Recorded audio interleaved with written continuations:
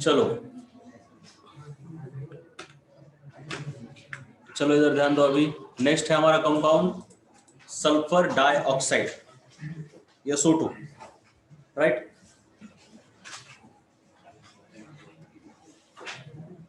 चलो इधर ध्यान सभी लोग। SO2 उसका प्रिपरेशन, सबसे पहले तो सल्फर को ऑक्सीजन के साथ रिएक्ट करो, SO2 फॉर्म हो जाएगा। बहुत सही, केसर को बोलो, SO2 फॉर्म हो गया, राइट। अब लेबोरेटरी प्रिपरेशन है, ये साल्ट है, सोडियम सल्फाइड, ये एसिड है, साल्ट एसिड। क्या होता है, नया साल्ट नया एसिड, डबल डिस्प्लेसमेंट, राइट। तो सिंपल सी बात है। और ये H2SO3 फिर डिकम्पोज होता है, जैसे H2CO3 डिकम्पोज हुआ था H2 और CO2 में, तो वही है डिकम्पोजिशन SO2 और H2O में, बिल्कुल सही बात। उसके बाद है ये C का मतलब क्या है, कमर्शियल। तो FeS2, ये तो हमने देखा है, ऑक्सीजन का काम ही होता है हर चीज को उसके किस में कन्वर्ट करना, ऑक्साइड में कन्वर्ट करता है। तो ये सल्फर का ऑक्साइड और ये आयरन का ऑक्साइड, राइट। बहुत ही आसान, कुछ भी नहीं है, लिखना पड़ेगा लेकिन। अब इसके बाद प्रॉपर्टीज ऑफ SO2, ये तो सिंपल सी बात है, रेडॉक्स रिएक्शन में मैंने बताया है, एकदम फालतू लॉजिक है। सल्फर का ऑक्सीडेशन स्टेट इधर +4 है, लेकिन वो कहाँ से कहाँ तक जा सकता है, +6 भी जा सकता है और -2 तक जा सकता है।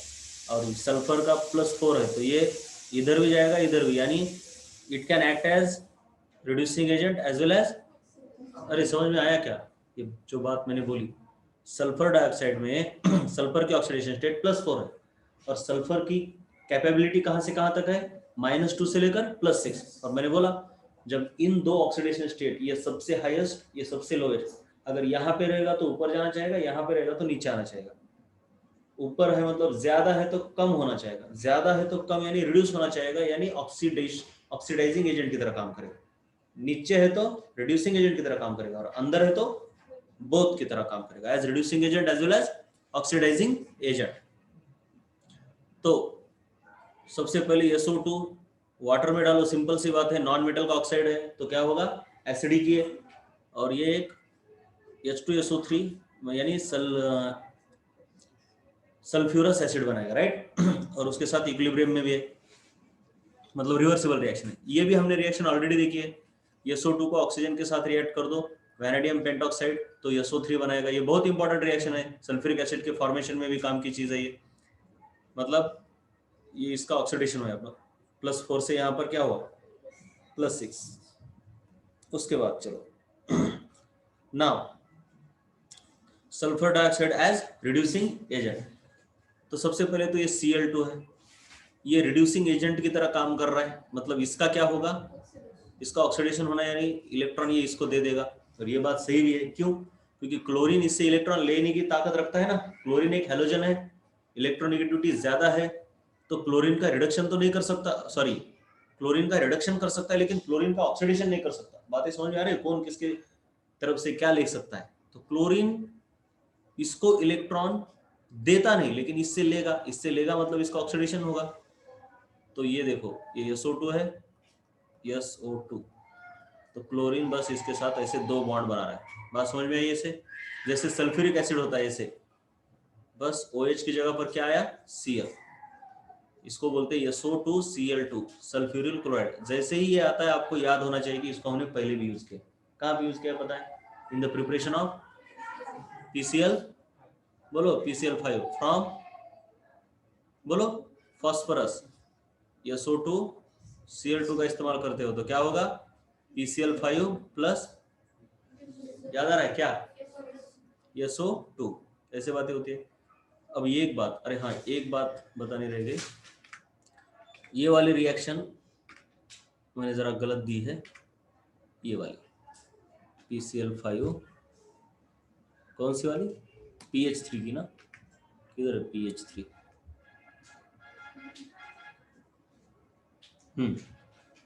PH3, हाँ यहाँ से निकाल दी मैंने। यहाँ पे एक रिएक्शन थी, रिएक्शंस ऑफ PH3 में क्या थी, PH3 प्लस Cl2, यूज कुछ PCl5 ऐसी रिएक्शन है, वो बोर्ड में है एक्चुअली क्या है, PCl5 प्लस HCl होना चाहिए, PCl5 प्लस HCl होना चाहिए, लेकिन उस रिएक्शन को काट दो, वो एनसीईआरटी के अंदर है ही नहीं रिएक्शन। रिएक्शंस ऑफ PH3, ठीक है, समझ में आया मैंने क्या बोला, वो रिएक्शन नहीं है, तुमको टेंशन मत लेना, है भी तो बस इतना करो, उसके अंदर HCl ऐड कर दो, हाइड्रोजन को बैलेंस ही नहीं किया ना उसमें मैंने।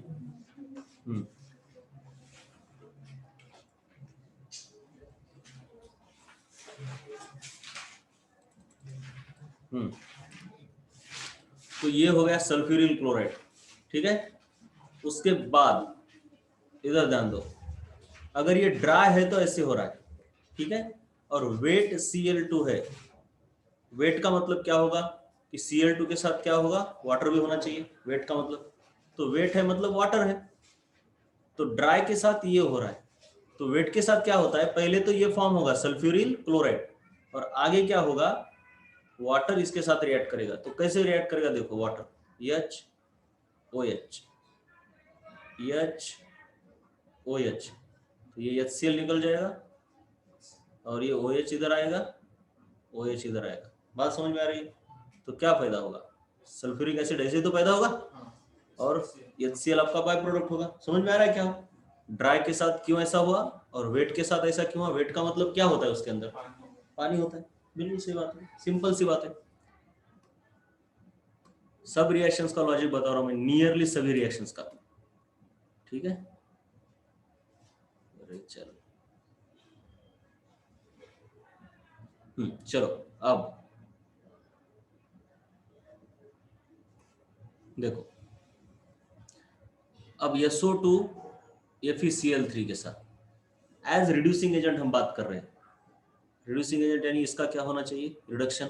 अब ये Fe3+ दिख रहा है क्या, हाँ दिख रहा है ना, तो Fe3+ का रिडक्शन किस में होता है, Fe2+। अब आपको अकॉर्डिंग टू वैलेंसी FeCl3 का क्या हुआ, FeCl2, और इसका क्या होना चाहिए, ऑक्सीडेशन, याद रखना इसका ऑक्सीडेशन होगा क्योंकि रिड्यूसिंग एजेंट है, तो इसका हमेशा ऑक्सीडेशन सल्फेट में ही होगा और कुछ नहीं, सल्फेट के अलग अलग तरीकों में, मतलब एक तो सल्फ्यूरिक एसिड, मतलब इसी तरीके से, ये देखो, ये या तो इधर क्लोरीन लगेगा, या तो इधर OH लगेगा, या तो ये H नहीं होंगे, अगर बेसिक मीडियम तो ये H नहीं होंगे ना, सिंपल सी बात है, आयन में कन्वर्ट होगा, तो यहाँ पे तो H2SO4 फॉर्म हो गया, और वाटर तो बैलेंस करने के लिए लगता है, ये रेडॉक्स रिएक्शन है, बात समझ में आ रही है। एक्चुअली क्या होगा, ये कुछ भी नहीं करना है आपको, रेडॉक्स रिएक्शन की तरह ट्रीट करो, ये SO2 है बेटा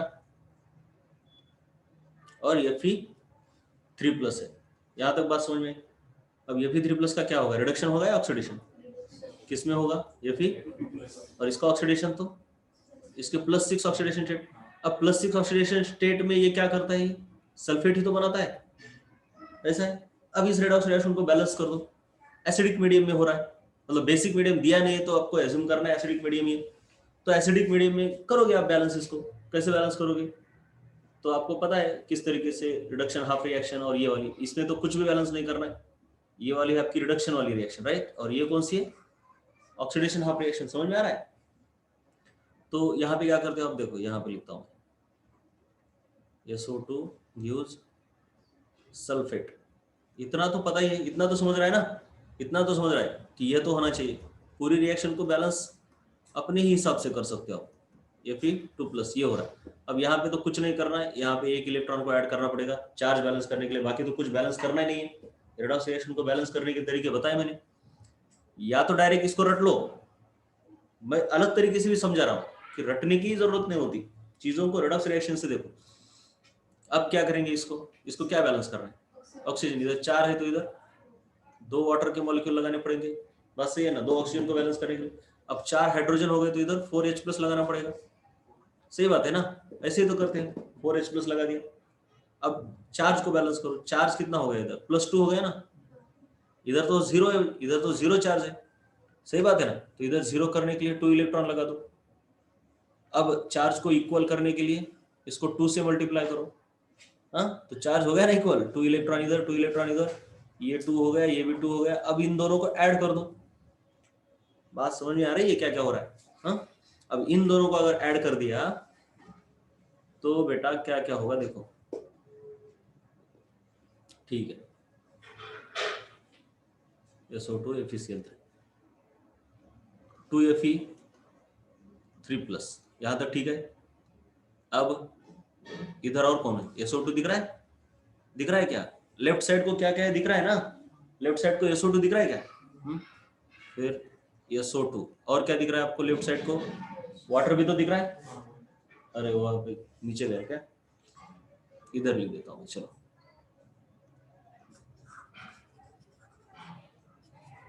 इधर आराम से लिखते हैं। देखो क्या क्या दिख रहा है, 2Fe3+, राइट। और क्या दिख रहा है लेफ्ट साइड को आपको? SO2। और क्या दिख रहा है? 2 वाटर के मॉलिक्यूल दिख रहे हैं। राइट साइड को क्या क्या है? 2Fe2+। और इन दोनों को मिला, इन दोनों को कैसे मिलाओगे? आराम से मिलाएंगे। देखो ये आपके 2H और 2H ऐसे बनाओगे आप इसको, राइट। ये 2H H2SO4 बनाएंगे, समझ रहा है? क्या हो, कोई प्रॉब्लम नहीं ना? 2H एक H2SO4 को बनाएंगे, इलेक्ट्रॉन तो कैंसिल हो गए और कुछ बचा, 2H+ बचा। समझ में आ रहा है यहाँ तक?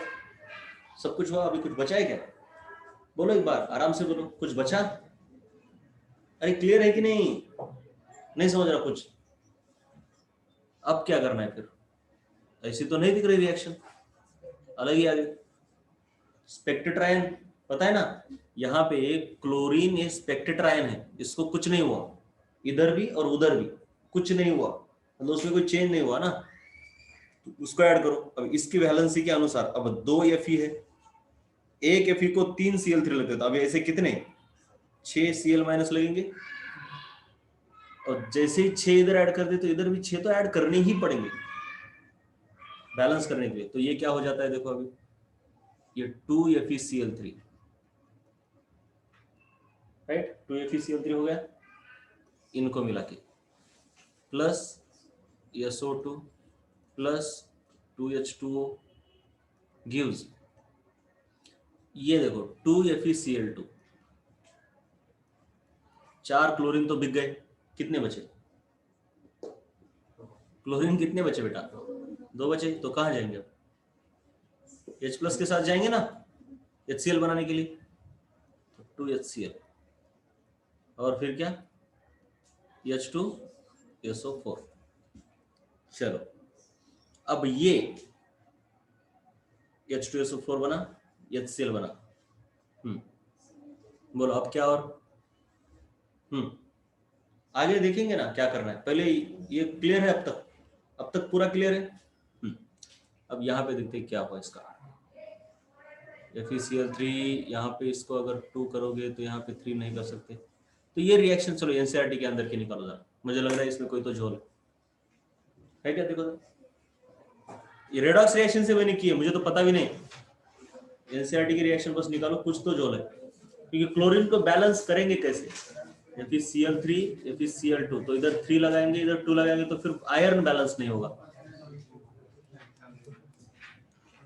है क्या? कहां पे होनी चाहिए? SO2,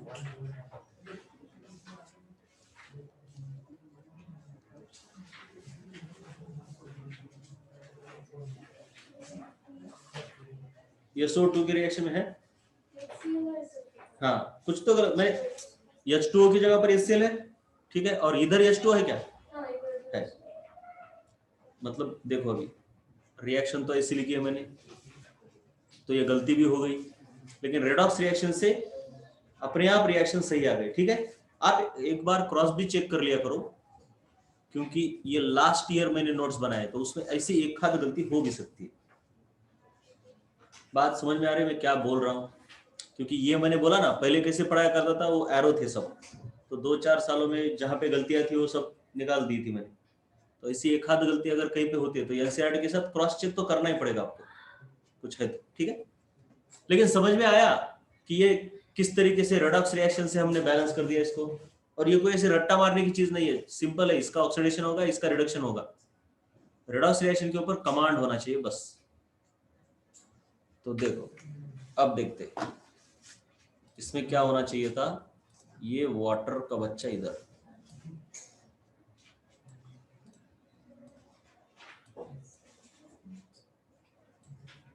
वाटर 2H2 है क्या?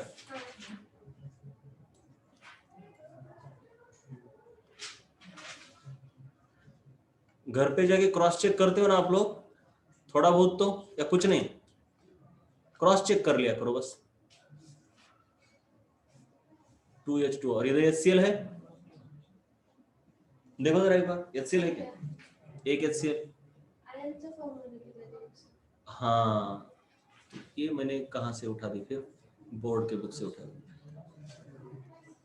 तो वहां के आयन के फॉर्म में रिएक्शन है, लेकिन आपको डायरेक्टली नहीं समझेगी, इसलिए मैंने इसको मॉलिक्यूल्स में कर दिया। अब आयन के फॉर्म में उनकी रिएक्शन ऐसी होगी बेटा, SO2 plus Fe3 plus gives, water भी होगा यहाँ पे, वाटर है क्या?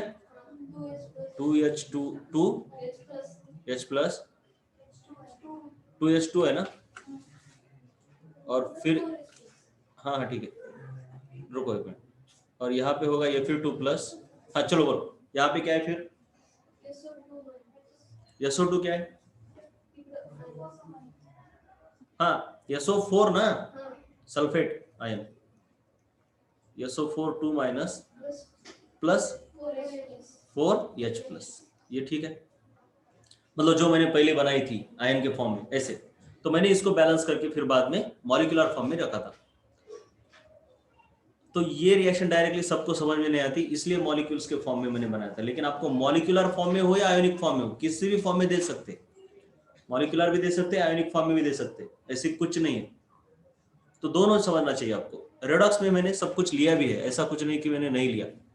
चलो अब इसी को, ये आयन के फॉर्म में, तो स्पेक्टेटर आयंस को ऐड करने के बाद ये FeCl3 बनेगा, ये H2O बनेगा, और ये दोनों, ये H2SO4 बनेगा और ये HCl बनेगा। तो 2HCl होना चाहिए था।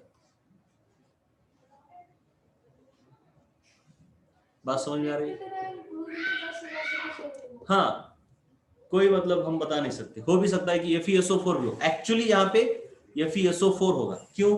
क्योंकि यहाँ पे कौन है, ये इधर H2SO4 हुआ है ना, तो FeSO4 हो सकता है, लेकिन ऐसी कोई बात नहीं, FeCl3 भी हो सकता है।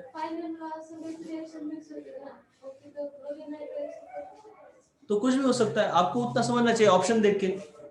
ऑप्शन देख के समझो ना आप। ऑप्शन में अगर आपको यहाँ पे Cl3 दिख रहा है, तो इधर भी आपको HCl बनाना पड़ेगा।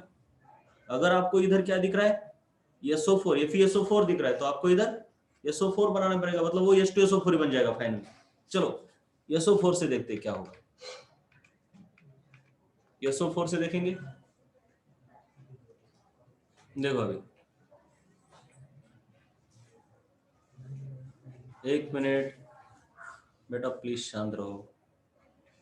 SO4 से मैं इसको तो रखूंगा, इसको रखेंगे ही, ऐड करेंगे उसको। और ऐसा ये मतलब कंफ्यूज होने की जरूरत नहीं है, ऑप्शन देख के कर सकते हो आप। और बोर्ड में क्या आता है, बोर्ड में तो सिर्फ वही आता है जो बुक में। तो बुक में तो बोर्ड के डायरेक्टली मॉलिक्यूलर फॉर्म में ही रिएक्शन है, आयोनिक फॉर्म में बोर्ड के बुक में रिएक्शंस नहीं है। आयोनिक फॉर्म में एनसीईआरटी के अंदर दिए, लेकिन आपको आयोनिक फॉर्म की रिएक्शन उतनी जल्दी समझती नहीं, इसलिए मैंने मॉलिक्यूल्स में कन्वर्ट किया। तो देखो अब इसको अगर हम मॉलिक्यूल्स में कन्वर्ट करते हैं, अगर क्लोरीन को हम इस्तेमाल करते हैं क्लोराइड को स्पेक्ट्राइन की तरह, तो ये हुआ। अब हम इस्तेमाल करेंगे SO4 को, तो SO4 देखो बेटा ये Fe है। इसको कुछ बैलेंस किया है वहां पे, या ऐसे ही है? 2 4 कुछ है क्या? 2Fe3 प्लस, इधर 2 और इधर 2, इतना ही। एक मिनट रुक रुक, खुद मत परेशान।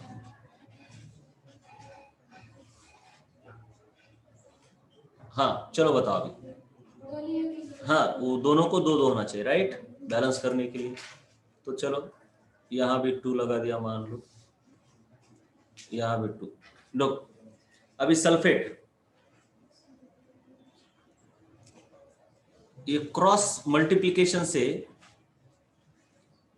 अगर Fe के 2 आएंगे तो सल्फेट के 3 आने चाहिए, इतना तो समझ रहा है क्या? नहीं समझा?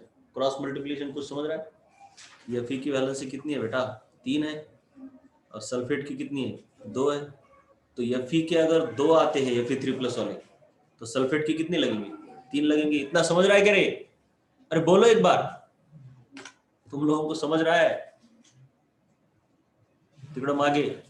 हाँ, इतना तो समझ रहा है? क्रॉस मल्टीप्लिकेशन 11th में पढ़ाया था, ऐसा मत बोलना सर लॉकडाउन में नहीं पढ़ा, ये 11th में पढ़ाया था, राइट? तो इसके लिए कितने सल्फेट लगेंगे बोलो? 2 Fe के लिए कितने लगेंगे? फटाफट बोलो, कितने? 3, राइट? जैसे ही इधर 3 लगा दो, at the very same time इधर भी 3 ऐड करने पड़ेंगे। ये बात तो बहुत ही सिंपल है, इतनी तो सिंपल बात है। तो चलो देखते हैं क्या हुआ।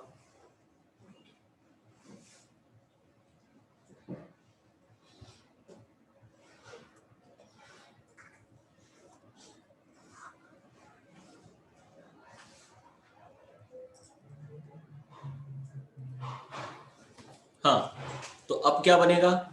ये SO2 तो SO2 है, प्लस ये क्या बनाएगा? देखो ये दोनों मिलके क्या बनाएंगे?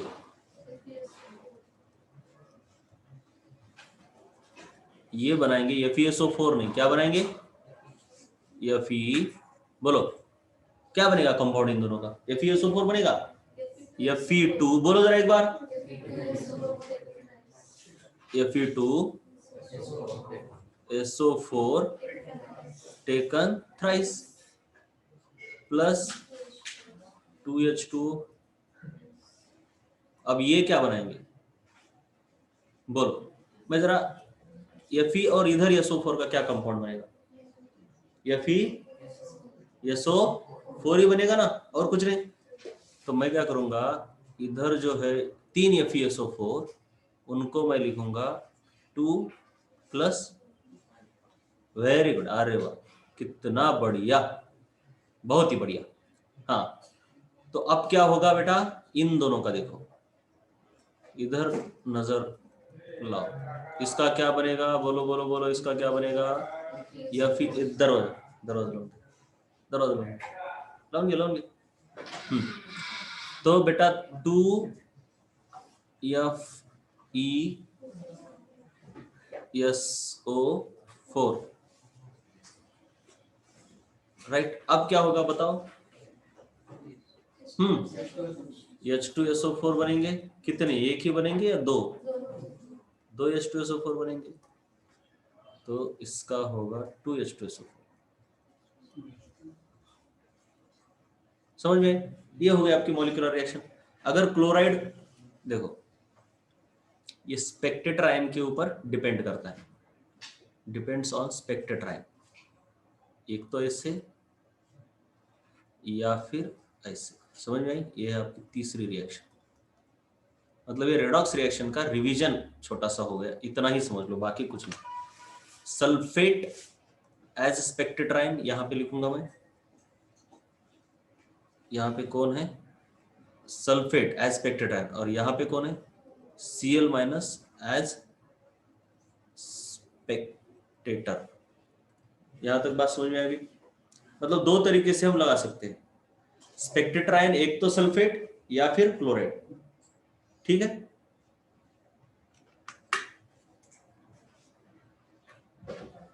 तो एनसीईआरटी में रिएक्शन क्या दी है फिर? ऊपर वाली या नीचे वाली या सबसे ऊपर वाली? बोलो जरा एक बार। एनसीईआरटी के अंदर कौन सी दी है? सबसे ऊपर वाली। इसे बोलते हैं आयोनिक फॉर्म की रिएक्शन।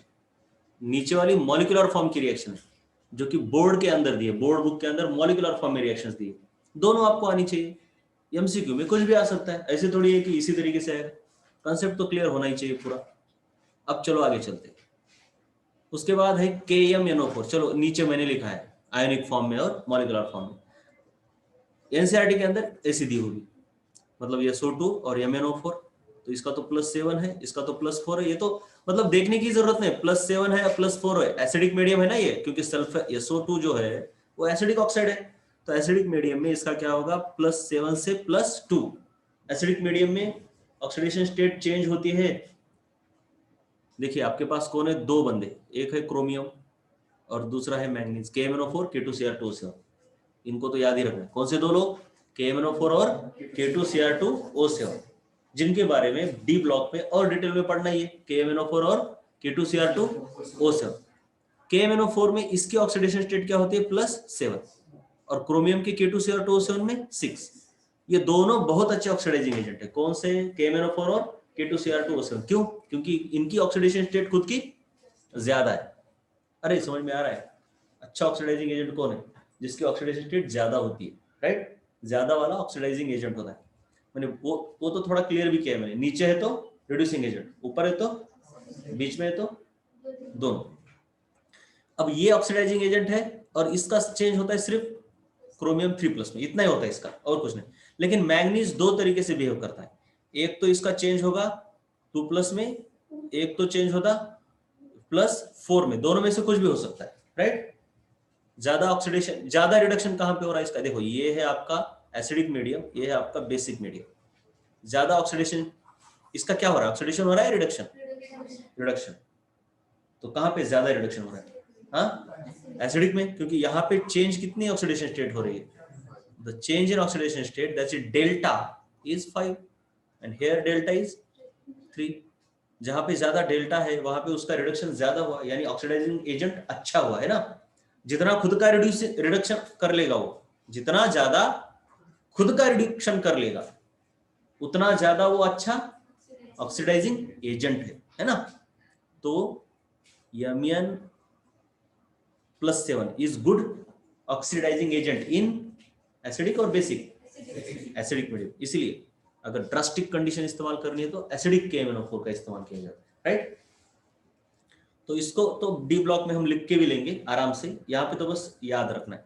अब KMnO4 के साथ रिएक्शन है, तो आपको अगर सामने आ भी जाए, कुछ भी पता नहीं है, चलिए आराम से कर लेते हैं। देखो, इसको जरा बंद भी कर लेता हूं मैं, चलो ऐसा छोटा कर दिया। चलो अब क्या देखते हैं, आपके सामने क्या है? सल्फर डाइऑक्साइड है, राइट? इसको किसके साथ रिएक्ट कराना है आपको? KMnO4 या फिर MnO4-। ऐसी रिएक्शन आ गई, क्या करना है? सोचना है, रट्टा नहीं मारना है। सोच सकते हो, रट्टा मारने वाली रिएक्शन मैंने बता दी, इसको बेटा रट्टा ही मारो। जो जो भी रिएक्शन थी वहां मैंने वो रट्टा मारने के लिए बोली भी है। इसको कुछ नहीं बोल सकता मैं, इसको रट्टा मार दो। अब इसको रट्टा मारने की जरूरत नहीं, ये तो रेडॉक्स रिएक्शन यहाँ पे सीधा साधा दिखता है। ये तो +4 ऑक्सीडेशन स्टेट है और इसकी +7 है, तो ये तो बेटा इसका तो ऑक्सीडेशन हो ही नहीं सकता। अब आगे हो सकता है क्या? ये इसकी हाईएस्ट ऑक्सीडेशन स्टेट है, तो इसका रिडक्शन ही होगा। इसका रिडक्शन होगा तो इसका क्या होना चाहिए? ऑक्सीडेशन, यानी ये रिड्यूसिंग एजेंट की तरह काम कर रहा है। सल्फर डाइऑक्साइड किसकी तरह काम करता है? रिड्यूसिंग एजेंट, ऑक्सीडाइजिंग एजेंट, या बोथ? बोथ। तो यहाँ पे क्या काम कर रहा है? रिड्यूसिंग एजेंट, क्योंकि उसका क्या हो रहा है? ऐसा कैसे पता चला? क्योंकि इसका क्या नहीं हो सकता? नहीं हो सकता, तो इसका तो रिडक्शन ही होना है। इसका रिडक्शन होना है तो इसका तो श्योर ऑक्सीडेशन होना है। तो क्या हो सकता है? इसका ऑक्सीडेशन तो पता ही, ऑक्सीडेशन होकर ये कहां पे जाता है? 6 के पास ही जाता है, और कुछ नहीं। इसके पास ऑप्शन ही नहीं है दूसरा। +5 तो होता नहीं, इसका 6 ही होता है। तो 6 होने के लिए क्या लगता है? सल्फेट ही लगता है। एक तो SO3 एक होता है, लेकिन बहुत रेयर केस, कभी नहीं होती है ना। SO3 में भी होता है। SO3 2- नहीं बोल रहा, सल्फ्यूरिक ट्राइऑक्साइड बोल रहा हूं मैं। तो यहाँ भी +6 है ना, लेकिन सल्फ्यूरिक ट्राइऑक्साइड हमारी रिएक्शन हवा में नहीं होती, हमारी रिएक्शंस मीडियम में होती है, मतलब वाटर मीडियम होता है, उसमें वाटर तो होता ही है। बात समझ में आ रही है? वाटर तो होता ही है। भले ही SO3 पैदा हो गया वहां पे, वो ऐसे ही थोड़ी बैठेगा, किसके साथ रिएक्ट हो जाएगा? वाटर के साथ। कार्बन डाइऑक्साइड पानी में चला गया, CO2 नहीं रहता, H2CO3 कर देता है वो, सही बात है ना। तो ये क्या करेगा बोलो? H2SO4, यानी नहीं H2SO4 होगा ना बेटा। देखो जरा आराम से, समझ रहा है? ये SO3 है और यहाँ का एक ऑक्सीजन 4 बन गया। अरे बन गया कि नहीं, मतलब इसके पास ऑप्शन क्या क्या है ये हम देख रहे हैं, राइट? इसके पास ऑप्शन है, एक ही ऑप्शन है कि +6 में जाना है। +6 में जाने के इसके दो तरीके, एक है SO3 और दूसरा सल्फेट। SO3 और सल्फेट, लेकिन SO3 पानी के अंदर रहेगा क्या? वो फाइनली क्या बन जाएगा? सल्फेट ही बन जाएगा। अरे H2SO4 यानी क्या?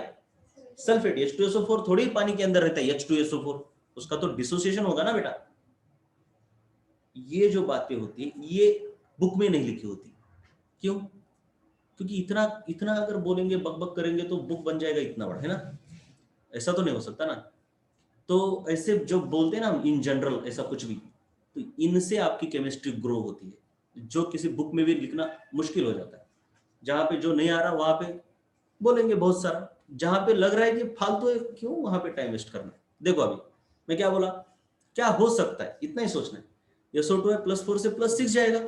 +6 जाने के लिए दो ऑप्शन है, SO3 और सल्फेट। SO3 तो छोड़ ही दो, मार दो उसको, गोली कभी होता ही नहीं हो। पानी के अंदर में हो रही है सब रिएक्शन, तो SO3 हो भी गया तो क्या बनेगा, सल्फेट ही बनेगा। तो इसका तो गारंटीड सल्फेट ही बनना है। और मैंगनीज का दो तरीके हो सकते हैं, ये पता है आपको, +5, एक तो +2 में आता है या फिर +4 में। लेकिन ये मीडियम कैसा दिख रहा है, बोलो एसिडिक या बेसिक। अगर नहीं पता चल रहा तो देखो ये ऑक्साइड कौन सा है, नॉन मेटल का है। नॉन मेटल का ऑक्साइड है तो मीडियम क्या बनाएगा, एसिडिक बनाएगा। तो एसिडिक मीडियम में क्या होगा इसका, +2 में, यानी Mn2+ कर दो बस। ये हो गई आपकी कौन सी रिएक्शन, मॉलिक्यूलर या आयनिक। आयनिक, इसको बना दो आप, जो भी बनाना है आपको। हाँ, वैसे तो दो तरीके हैं, आयन इलेक्ट्रॉन मेथड और ऑक्सीडेशन वाली चेंज वाली मेथड एक होती है। लेकिन ऑक्सीडेशन चेंज वाली मेथड उतने फास्ट नहीं आती, मतलब समझ में नहीं आती। ऑक्सीडेशन रिडक्शन अलग से लिखो, फटाफट काम करो। ऑक्सीडेशन रिडक्शन अलग से लिखोगे तो क्या होगा, अब इसको चलो बैलेंस करना। इसको कई बार किया हमने, स्पेक्टेटर ऑक्टेटर आयन ऐड करना बहुत बार किया। बस क्या करना है, इसको आपको नीचे लिखना है, इसको एक वाले को, मतलब इसका तो क्या हो गया, बोलो बोलो क्या हुआ, ऑक्सीडेशन हुआ। मतलब ये ऑक्सीडेशन हाफ रिएक्शन बोलते हैं इसको। अब दूसरी क्या लिखनी होगी, जो कि MnO4 की, MnO4 माइनस Mn2+, ये हो गई आपकी रिडक्शन। अब क्या कर दो, यहां से इसको हटा दो, है ना। स्पेक्टेटर आयंस मतलब पूरी बैलेंस करनी है अब रिएक्शन, तो कैसे करेंगे। अब देखो दो तरीके से MCQ आते हैं। एक तो डायरेक्ट प्रोडक्ट पूछते कि बेटा अगर MnO4 माइनस SO2 को रिड्यूस करता है तो खुद MnO4 माइनस कहां पे जाता है, Mn2+, Mn4+, ऐसा कुछ पूछेंगे, या फिर MnCl2, MnCl4, कुछ भी।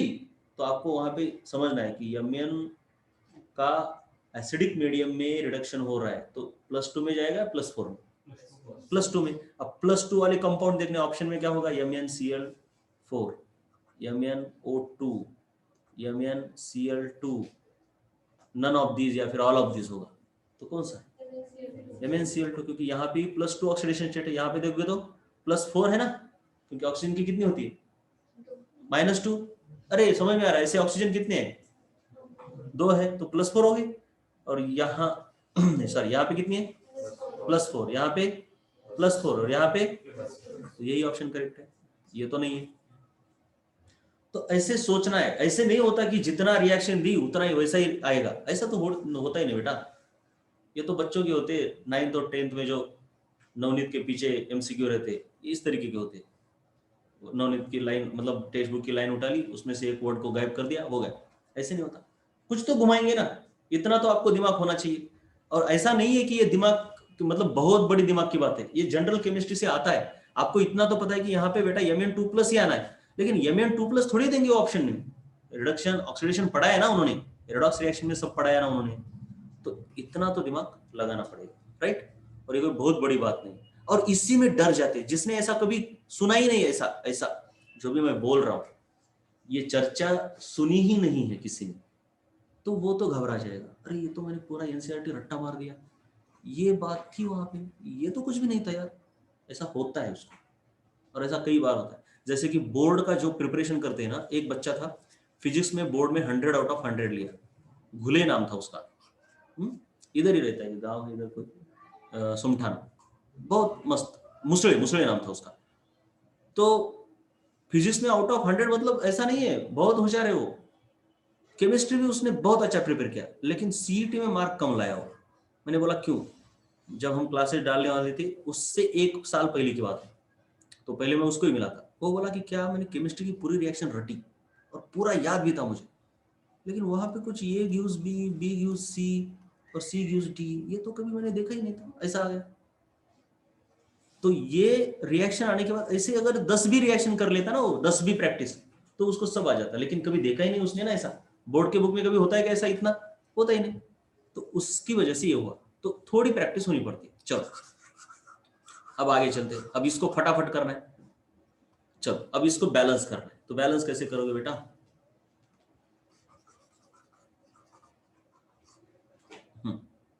अब बैलेंस देखो। सबसे पहले तो इसको भी हटा दो, इधर थोड़ी है। हाँ, अब बैलेंस कैसे करोगे बोलो। इधर क्या है, ऑक्सीजन है, तो इधर क्या लगाना पड़ेगा 2H2O, और क्या लगाना पड़ेगा इधर फिर 4H प्लस, हो गया। अब इलेक्ट्रॉन कितने हैं इधर 2, तो इधर आपको 2 इलेक्ट्रॉन भी ऐड करने पड़ेंगे, सही बात है ना, जीरो करने के लिए, क्योंकि इधर तो जीरो है। यहाँ तक समझ में आया? चलो अब MnO4 माइनस Mn, ये इधर 4 ऑक्सीजन है, तो इधर क्या करोगे आप 4 बोलो H2O, इधर क्या करोगे फिर 8H प्लस, क्यों, क्योंकि इधर क्या इतने 8H प्लस हो गए ना, मतलब 8 हाइड्रोजन हो गए, तो 8 हाइड्रोजन के लिए 8H प्लस लगाते हो। अब क्या करना है, चार्ज बैलेंस, इधर चार्ज कितना हो गया +7, इधर कितना है +2, तो इधर कितना करना पड़ेगा +7 को +2 करने के लिए +5 इलेक्ट्रॉन्स, है ना, +5 इलेक्ट्रॉन प्लस, अरे समझ में आ रहा है, इधर टोटल +7 था, अब -5 इलेक्ट्रॉन कर दोगे तो +2 आ जाएगा ना, जो कि इधर चार्ज है +2, चार्ज को बैलेंस करना पड़ता है ना।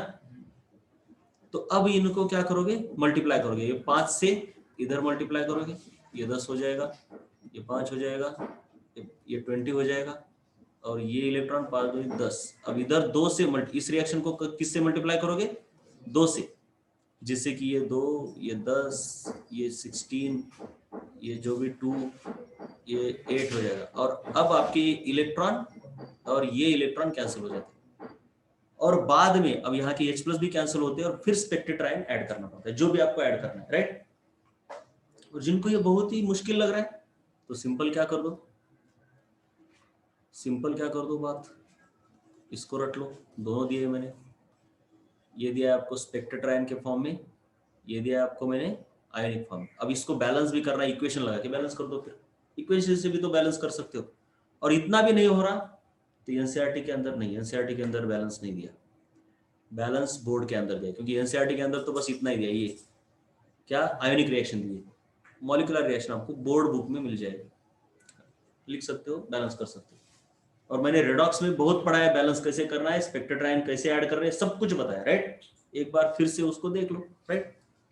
अब देखो, अब SO2 के बारे में हमने क्या क्या देखा, SO2 अगर Cl2 के साथ रिएक्ट करता है, ड्राई है, तो वो SO2 Cl2 बना रहा है, मतलब ऐसे, बात सही है ना। यहाँ पे क्या था, क्लोरीन था, और वेट करने पर बस इसकी जगह पर क्या आता है OH, सिंपल है। Fe2+ को किस में, Fe3+ में ऑक्सीडाइज कर दिया, और खुद सल्फेट में कन्वर्ट हो गए, और MnO4 को Mn2+ में रिड्यूस कर दिया, और खुद ऑक्सीडाइज किस में हो गया। तो ये नई रिएक्शंस नहीं है, ये तो रिवीजन है ना, छोटा सा रिवीजन, क्यों, क्योंकि उसकी रिएक्शन बहुत ज्यादा है, इसके आगे चलोगे तो भूल जाओगे सब कुछ। तो एज रिड्यूसिंग एजेंट, मतलब इसका खुद का ऑक्सीडेशन हो रहा है, यानी एज रिड्यूसिंग एजेंट 1 2 3 रिएक्शन हो गई इसकी, किसकी बोलो, SO2 की, SO2 की रिएक्शन बहुत ज्यादा है।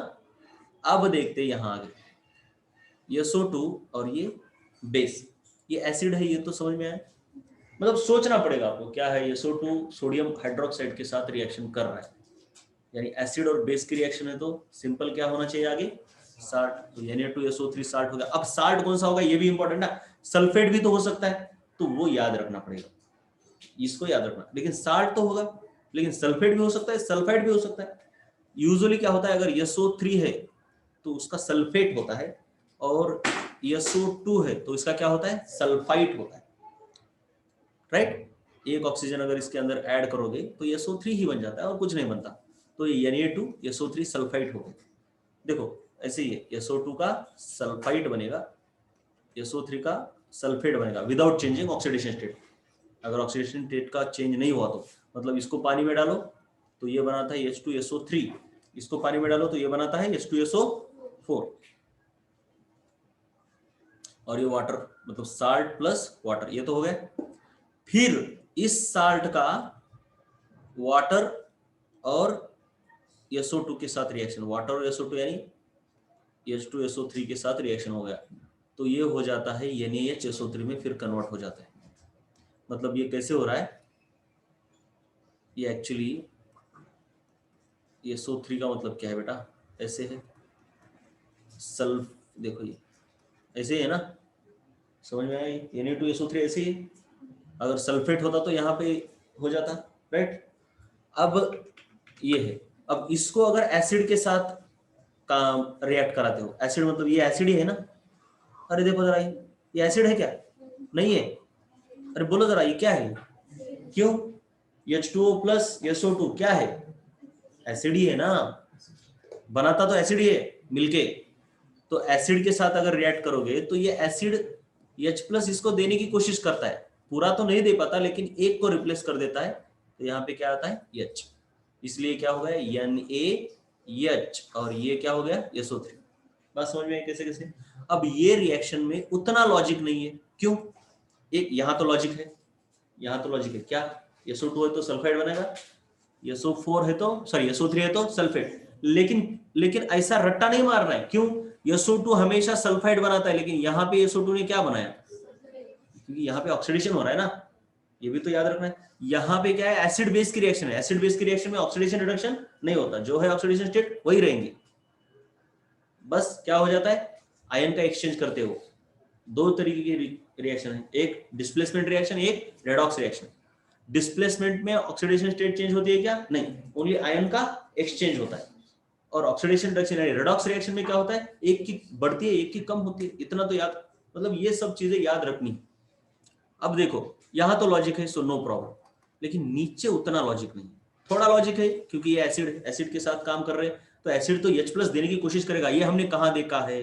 अरे इसको देखो, ये देखा है हमने फिनॉल में कोलबेज रिएक्शन और रेमर-टेमर रिएक्शन, पता है आपको? कुछ याद भी आ रहा है? वहां पे फाइनली प्रोडक्ट ऐसे बनता है, ये ऐसे कुछ जो भी बनेगा, मतलब जगह जगह पर COO यानी या फिर अल्डिहाइड बनेगा, चलो, लेकिन फाइनली इस यानी को निकालने के लिए हम क्या करते थे? Wash with acid. कुछ याद आ रहा है क्या? नहीं याद आ रहा? तो ये हमेशा आपको ना ये O यानी मिलता था वहां पे, और ये Na को निकालने के लिए हम क्या करते थे? एसिड के साथ वॉश करते थे, और एसिड के साथ वॉश करने पर ये O यानी की जगह पर OH होता है। एसिड का काम ही होता है, जब आप एसिड के साथ वॉश करते हो तो वो इस साल्ट के कैटायन को निकाल के खुद H प्लस का कैटायन वहां पे लगा देता है, एसिड H प्लस फर्निश करता है, राइट? ये और एक चीज, ये और एक जगह पे हुआ है, लेकिन आप उतना पागल नहीं करूंगा, कार्बोक्सिलिक एसिड में भी हुआ है आपका ये। जब आप सैपोनिफिकेशन करते हो ना, सैपोनिफिकेशन नहीं, बेस के साथ जब रिएक्ट करते हो तो ये आपका CH3COO यानी और अल्कोहल पैदा होता है कुछ C2H5OH, मतलब ये आपका ईस्टर होता है इधर,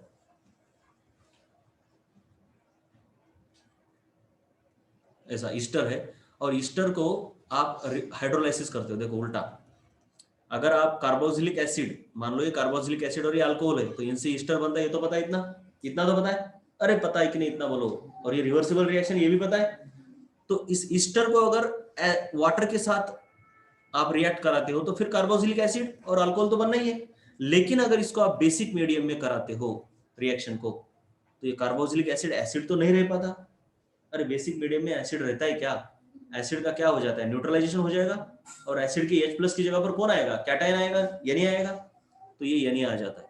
और इस यानी को निकालने के लिए फिर इसको एसिड के साथ वॉश करते हैं, जिससे कि CH3COOH बनता है। ये सब चीजें मतलब बार बार होती है, लेकिन जब एक बार होती है तो उसको याद रखना है, और ये एक बार होने पर पूरा जम्बलिंग होती है। बार 2-4 बार पढ़ोगे तो एकदम क्लीन क्रिस्टल क्लियर हो जाता है, यहाँ का वहां याद आता है, वहां का इधर याद आता है, राइट?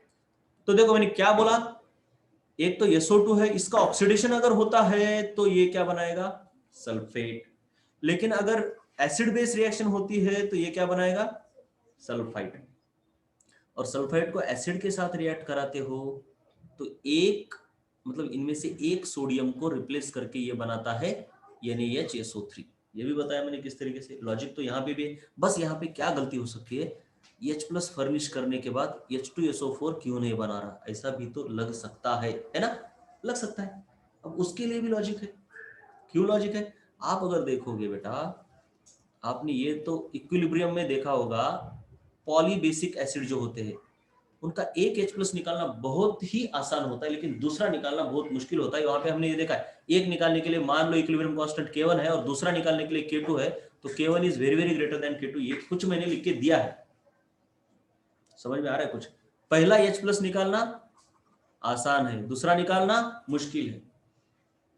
इसका मतलब पहला निकालना आसान है राइट। यानी यहाँ पे यानी आना बहुत ही आसान है, यहाँ पे यानी आना मुश्किल है ना। यहाँ पे यानी आना मुश्किल है, यानी यहाँ का यानी निकालना आसान होना चाहिए ना। अरे समझ में आया मैं क्या बोला? यहाँ पे यानी आना आसान है, यहाँ पे यानी आना मुश्किल है, तो इसको निकालना आसानी होगा। इसलिए जब आप इसको एसिड के साथ वॉश करते हो तो यहाँ H+ बहुत आसानी से आता है, लेकिन यहाँ का H+ नहीं आ पाता, इक्विलिब्रियम उसको फेवर नहीं करता। तो यही भी लॉजिक है। अब इतना होता है ना कि हर चीज का लॉजिक इतना बताने की कभी कभी जरूरत नहीं होती, तो इसलिए मैं वहां पे जंप अप कर देता हूँ। लेकिन यहाँ पे ठीक है, सभी चीजों को एक साथ कर दिया है तो रिवाइज भी हो जाती है, इसलिए मैंने इतना सब बता भी दिया। ठीक है, सब बातें याद आई? तो बस कुछ नहीं है, अभी तक हमने क्या किया, SO2 है, यहाँ पे +4 ऑक्सीडेशन स्टेट है, इतना ही पता किया, राइट। सबसे मेन बात तो वो है, इसलिए ये बंदा क्या कर सकता है, खुद का ऑक्सीडेशन भी कर सकता है, रिडक्शन भी। Therefore it can act as both one oxidising agent as well as reducing agent. यहाँ पे हम बात कर रहे हैं as reducing agent. As reducing agent तीन ही रिएक्शन है, क्लोरीन, आयरन और मैंगनीज। कुछ नहीं है, क्लोरीन है तो उसको बस क्लोराइड में कन्वर्ट करता है, ये Fe2+। और यहाँ गलती हो गई क्या? हाँ गलती हो गई ना, क्या गलती हो गई?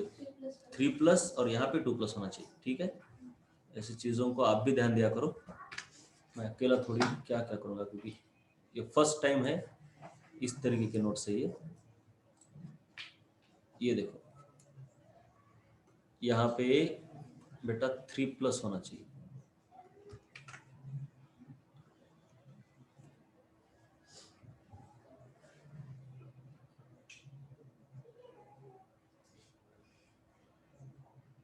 ये फिर 3+। अरे यार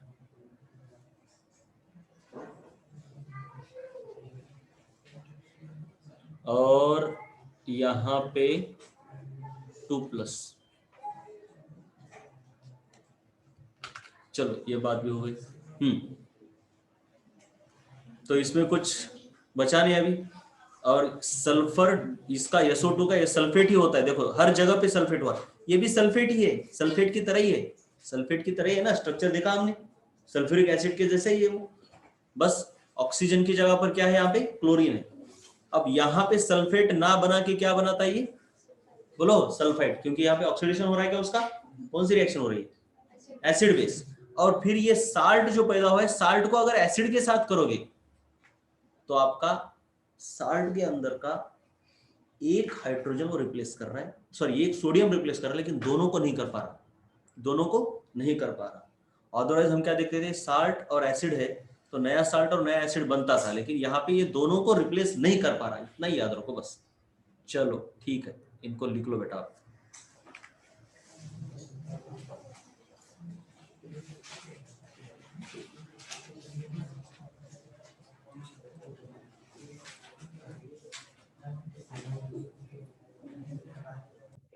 चलो नेक्स्ट कंपाउंड है हमारा H2SO4, राइट।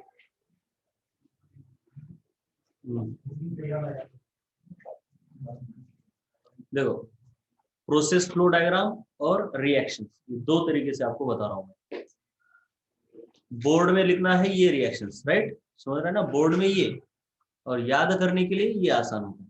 ठीक है, अब देखो पहले तो मैं आपको बताऊंगा क्या हो रहा है, कहां से कहां पे क्या जा रहा है, H2SO4 कैसे फॉर्म करते हैं।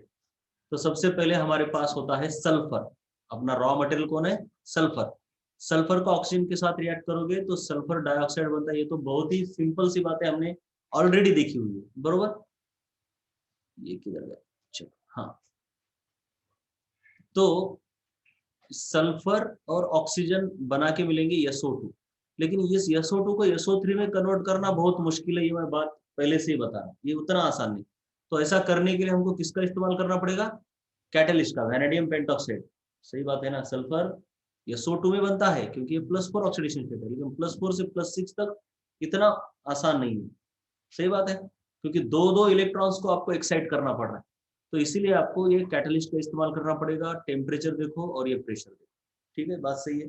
उसके बाद इस SO3 को अगर आप वाटर के अंदर डाल भी देते हो तो डायरेक्टली H2SO4 बनेगा, लेकिन ये डेंजरस प्रोसेस है। सही बात है ना, ये देखो H2SO4 बन रहा है, समझ रहा है, ऐसे भी हो सकता है ना। अरे समझा क्या, मैं क्या बोला, इस SO3 को वाटर में डालोगे तो ऐसा हो सकता है ना, लेकिन डायरेक्टली H2SO4 को बनाना एक डेंजरस प्रोसेस है, वो बहुत ही एसिड, करोजिव एसिड है, घातक एसिड है। तो इसलिए पहले SO3 को क्या किया जाता है, H2SO4 के साथ ही रिएक्ट किया जाता है और H2S2O7 को प्रोड्यूस किया जाता है, जिसे ओलियम कहते हैं। देखो H2O7 कैसे है, ये ऐसे, मतलब दो सल्फ्यूरिक एसिड एक साथ, H2S2O7, 1 2 3 4 5 6।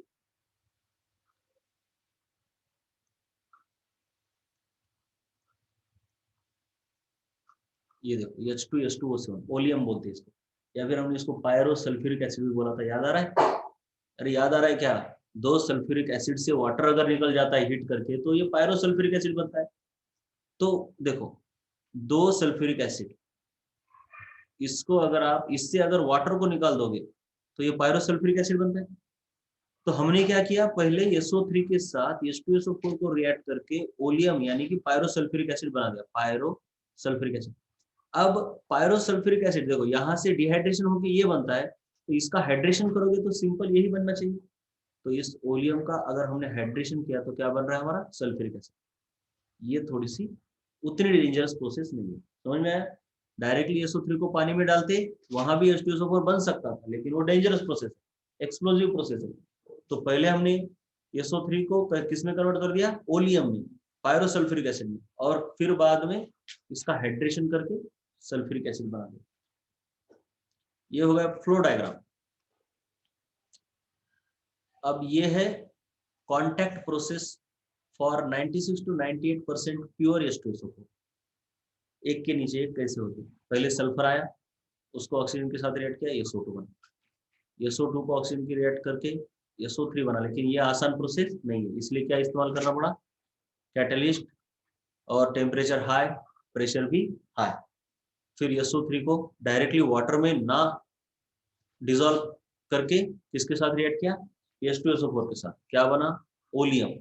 और फिर ओलियम का क्या कर दिया, बोलो, हाइड्रेशन। तो क्या बना, H2SO4। और ये H2SO4 कितना प्योर है, 96 to 98%। ये तो हो गया आपकी प्रोसेस फ्लो डायग्राम। ये है आपकी स्कीमेटिक डायग्राम, ये भी आती है 5 मार्क के लिए, कॉन्टैक्ट प्रोसेस लिखने के लिए आ सकते हैं आपकी, बड़ा क्वेश्चन बोर्ड में। और MCQ तो छोटे मोटे आएंगे, पता ही आपको कैसे आते हैं, कोई भी एक सेक्शन दिखा देंगे ऐसा, इतना सा, और यहाँ पे कुछ ऐसा, इसको ब्लैंक कर देंगे, तो ये कौन किस मटेरियल से बना है, तो आपको क्वाड्स ऐसा आना चाहिए। तो ये पूरी डायग्राम ये होती है, H2SO4 ऐसे बनता है, बहुत ही बड़ा प्लांट होता है उसका एक्चुअली देखा जाए तो, 3 चैम्बर। लेकिन ये जो चैम्बर दिख रहा है ना, ये पानी की टंकी है ना, इतने बड़े बड़े होते हैं ये चैम्बर, बहुत बड़ा होता है। तो देखते हैं कहाँ कहाँ पे क्या हुआ है। ये ऐसे स्कीमेटिक डायग्राम आपको 10th क्लास में ग्रीन एनर्जी चैप्टर में थे कुछ, है ना, स्कीमेटिक डायग्राम, इसी को स्कीमेटिक डायग्राम बोलते हैं। तो बेटा सबसे पहले तो देखो फ्लो याद होना चाहिए कि किसके बाद क्या हो रहा है, राइट। जरा छोटा कर दो इसको भी, तो आराम से देख पाओगे आप, इत्मीनान से, ऐसा भी चलेगा, राइट। अब देखो, पूरी प्रोसेस पहले याद होनी चाहिए। आपको पता है सल्फर है, वो पहले किस में जा रहा है, बोलो, हाँ बोलो, SO2। फिर ये किस में जा रहा है, बोलो रे, SO3।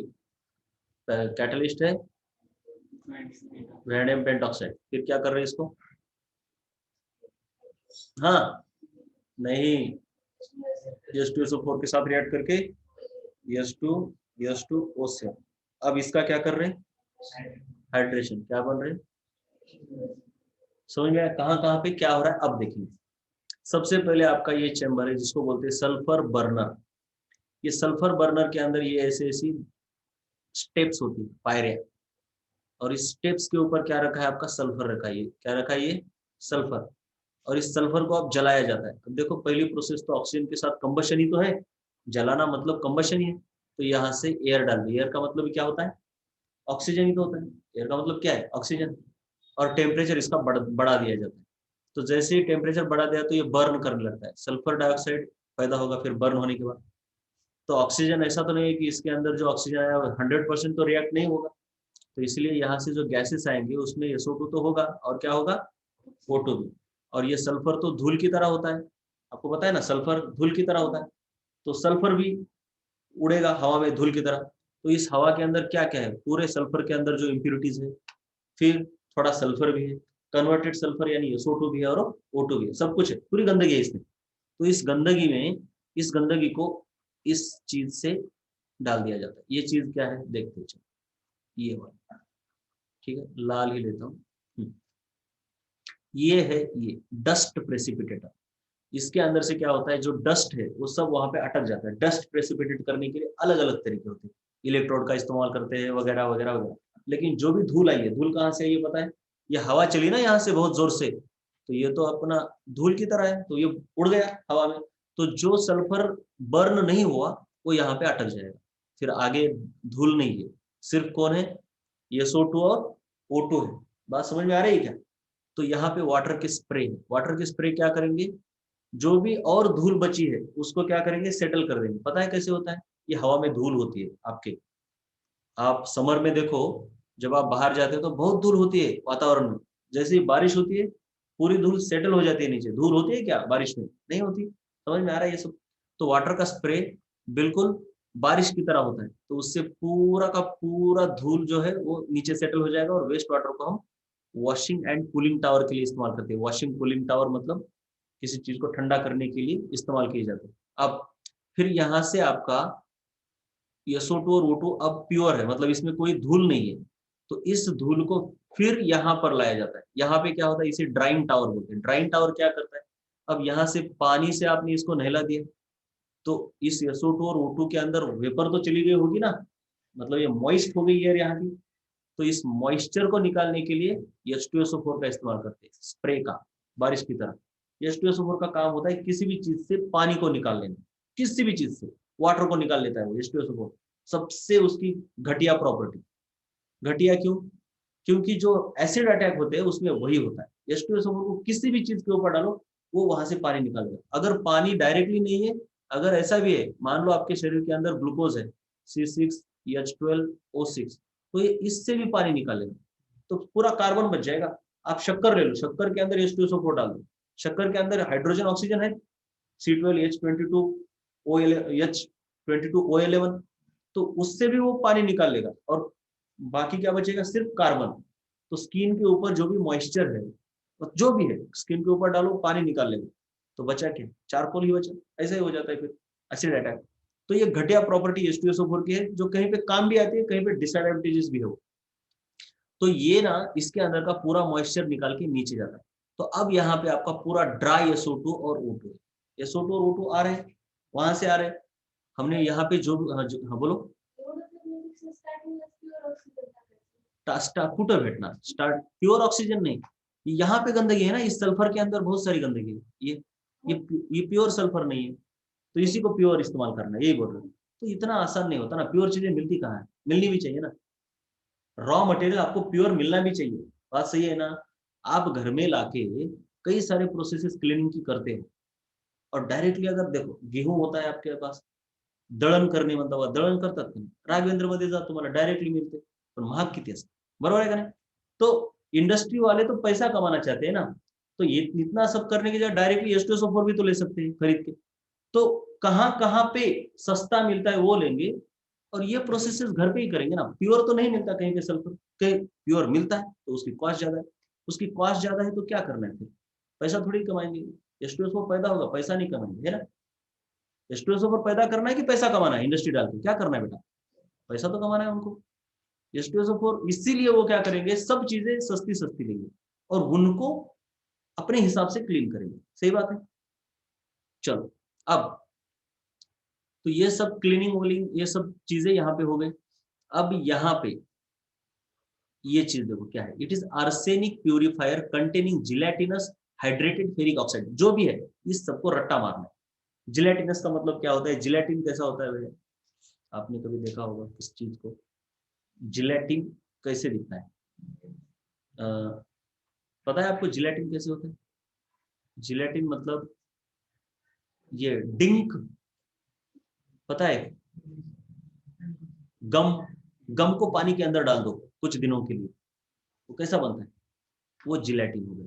वैसे पदार्थ होते हैं जिलेटिनस। या फिर आप सिंपली साबूदाना रहता है, साबूदाना को क्या करो आप, ये करो पका दो, स्वीट साबूदाना बनाते हैं ना, वो जिलेटिनस हो गया। समझ में आया जिलेटिनस का मतलब क्या है?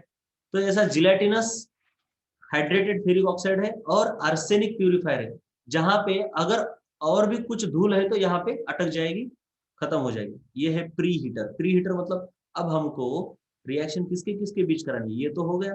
अब SO2 को किसके साथ रिएक्ट करना है, O2 के साथ कराना है ना रिएक्ट, क्योंकि क्या बनाना है O3, क्या बनाना है O3। लेकिन इजीली होती है क्या रिएक्शन, उसको बहुत ज्यादा टेम्परेचर लगता है, तो इसको यहाँ पे दोनों को हीट किया जाता है, बहुत ज्यादा हीट किया जाता है, इसके अंदर डाला। अब ये है कैटालिटिक कन्वर्टर, मतलब यहाँ पे ये सब कैटलिस्ट रखा हुआ है।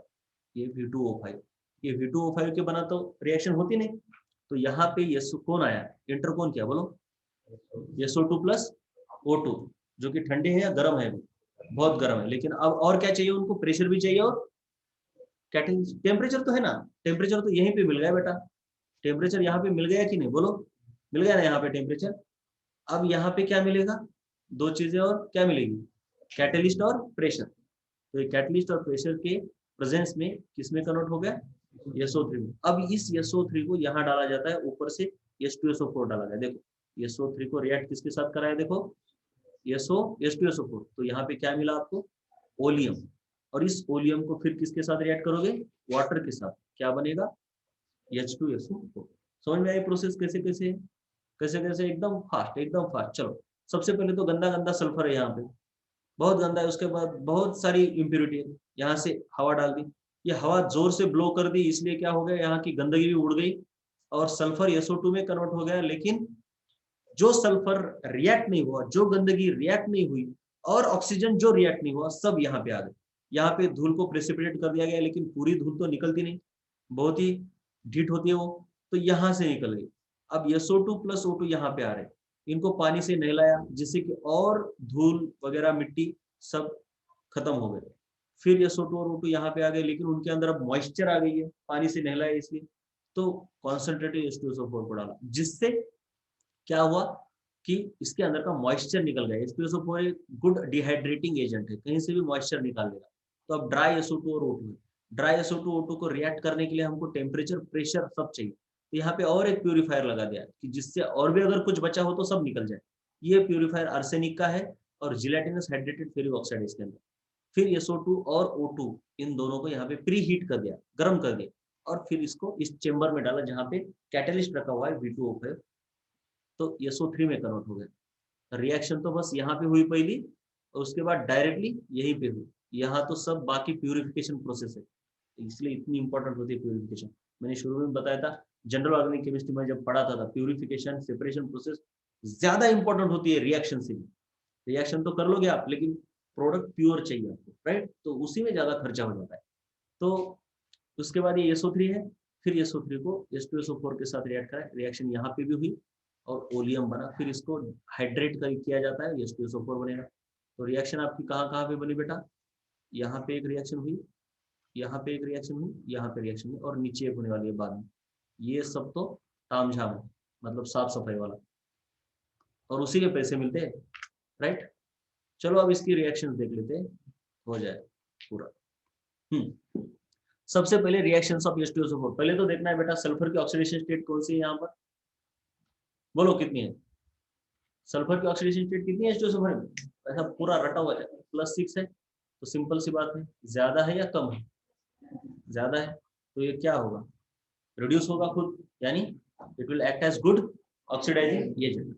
और एक दूसरा काम है इसका डिहाइड्रेटिंग एजेंट। चलिए now concentrated H2SO4 as oxidising agent.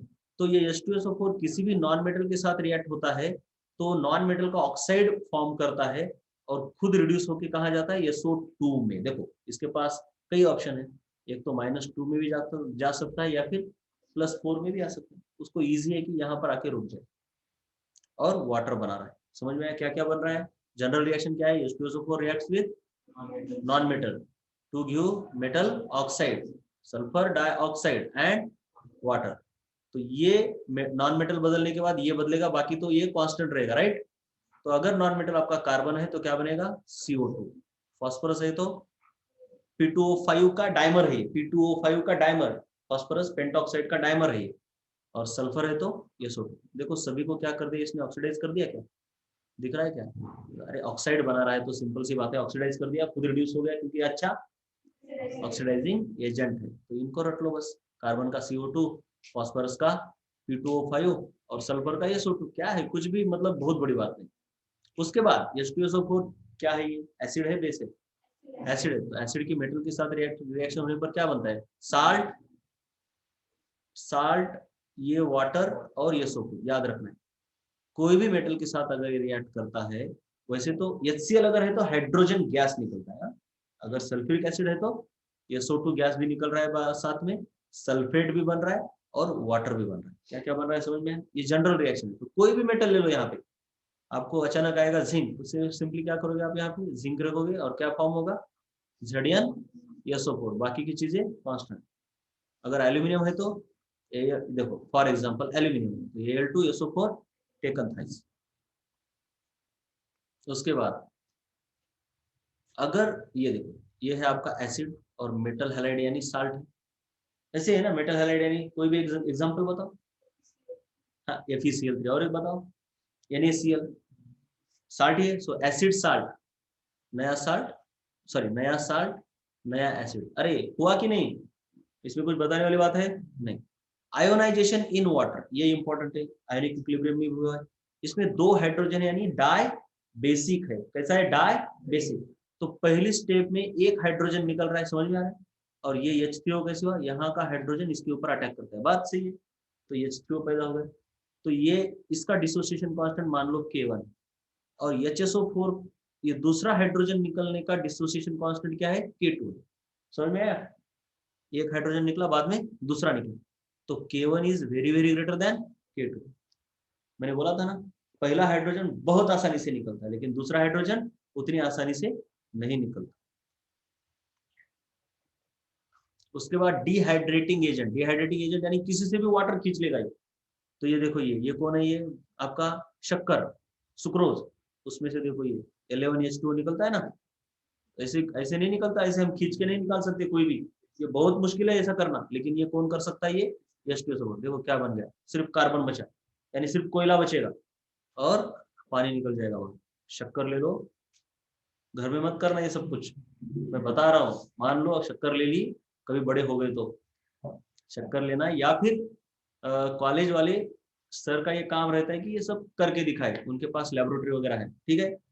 तो शक्कर को ले लो और उसके अंदर सल्फ्यूरिक एसिड धीरे धीरे डालो, ऐसा नहीं कि ग्लास के अंदर डाल दी, ऐसा नहीं होता है, धीरे से डालना है पूरा प्रोटेक्शन के साथ। थोड़ा सा भी डालोगे तो आपने ये देखा होगा कभी, दिवाली में ये सर्प होता है, वो उसको लगाओगे तो फुर्र करके ऊपर चलता है, पता है क्या? तो शक्कर के अंदर डालोगे, थोड़ा सा H2SO4 डालो, पूरा ग्लास के ऊपर निकल के आता है वो चारकोल, इतना मतलब रिएक्शन भयानक होता है। तो सोचो क्या होता होगा एसिड अटैक में। फिर उसके बाद ये ग्लूकोज है, ग्लूकोज में भी देखो ये 6H2O निकाल लेगा, राइट, दिख रहा है नहीं, और ये आपका 6 का, ठीक है। इस तरीके से ये डिहाइड्रेटिंग एजेंट की तरह काम करता है H2SO4। चलो ठीक है, ये वाले मैं आपको ग्रुप के ऊपर भेज देता हूँ, लिख लेना।